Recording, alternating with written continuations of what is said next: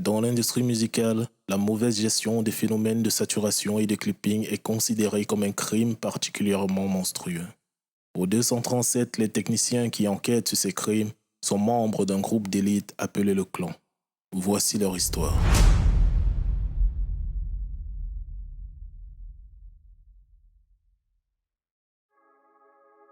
Yo, ça commence à tourner?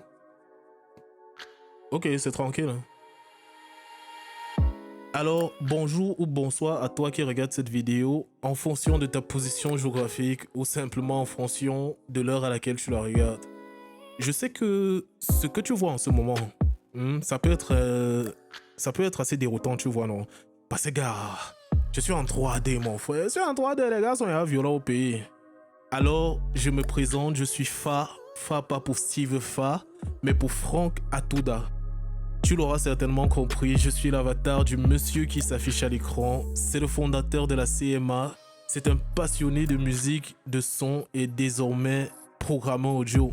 Et ne te dis pas que le gars est UI designer de plugin audio, mon frère. Le gars fait les vestes. Ok, je t'ai dit qu'au pays, on est à violent. Donc, si toi aussi tu es passionné de musique, que tu sois YouTuber, TikToker, mais TikToker là mon frère, c'est un métier, hein? Ah papa. En gros, si tu souhaites améliorer la qualité de tes productions sonores, voilà, que ce soit dans des vidéos ou que ce soit dans tes sessions musicales, voilà, je peux te rassurer que tu frappes à la bonne porte, car j'ai un projet spécialement conçu pour toi. Il se nomme Preco. Donc, avant de commencer, je tiens déjà à t'inviter à t'abonner et à laisser un pouce bleu ou à mettre le cœur. Bon, on dit souvent n'aime pas mettre le cœur, mais mets quand même le cœur si ce que je vais t'expliquer va te plaire. Et enfin, si tu veux en savoir plus ou si tu as des questions, fais-le savoir en commentaire et je traiterai le sujet. Sans plus tarder, je t'explique ça de suite. Laisse-moi tout d'abord te dire que si tu n'es pas convaincu par la qualité de tes productions sonores, c'est pas forcément parce que c'est difficile, c'est pas forcément parce que tu as un déficit en matériel, c'est juste parce que tu ne maîtrises pas assez les outils qui sont mis à ta disposition pour faire du bon son. Car à force de trop vouloir mettre là en avant, car on en oublie que c'est un domaine scientifique, c'est pour ça qu'il y a le mot ingénieur dessus, qu'est-ce que tu crois? Donc, comme je le disais, c'est d'abord un domaine scientifique. Et qui dit science dit démarche logique. Et à la fin de cette démarche logique, on établit ce qu'on appelle des normes. Donc, les outils que je vais t'apprendre à maîtriser, voilà, dans le projet Preco, ce sont des outils qui vont considérablement faire, comme on dit, upgrade ton niveau, tu vois. Tu vas considérablement améliorer la qualité de tes productions sonores. Ça, je peux te le promettre.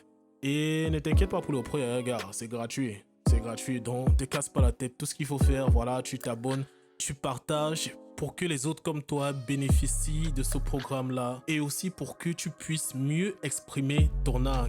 Parce qu'en vérité, non, Tara, si je prends l'exemple de la première notion que nous allons aborder dans le projet Preco, qui est la notion de profondeur de beat suivie de celle de fréquence d'échantillonnage. Gars, quand tu tapes ça sur YouTube, on va seulement te dire que mon frère, mets-toi en 32 bits flottants, choisis une fréquence d'échantillonnage, voilà, à partir de 44 100 ou 88 000 ou 192 000. Mais gars, sauf que personne ne va te dire concrètement ce qui se passe sur le fichier, parce que crois-moi, il y a beaucoup de facteurs qui vont changer en fonction de la configuration que tu auras choisi ou bien en fonction de si tu convertis un fichier qui est déjà par exemple en 44.100 et qui est en 16 bits, voilà, tu le convertis en 24 bits ou en 192 000, voilà, de fréquences d'échantillonnage. Beaucoup partout sur YouTube, on te dit que wow, ça ne va rien changer au fichier, mon frère. Moi, je peux te dire que ça va améliorer ce qu'on appelle la capacité computationnelle. Voilà, donc j'ai les termes, tu vois un peu, non? Donc, ça va changer beaucoup de choses. De toute façon, pour une vidéo d'introduction, je trouve qu'elle est déjà assez longue. Donc, je vais m'arrêter là. Et fais comme je t'ai dit, gars. Partage, mets le pouce bleu ou tu mets le cœur. Parce que les choses que je vais t'enseigner, non, mon frère, je vais te débloquer ton cerveau. Tu vas pas comprendre. Donc, sur ce, je te dis à la prochaine pour le premier épisode officiel de la Chambre des Masters. Et surtout, porte-toi bien.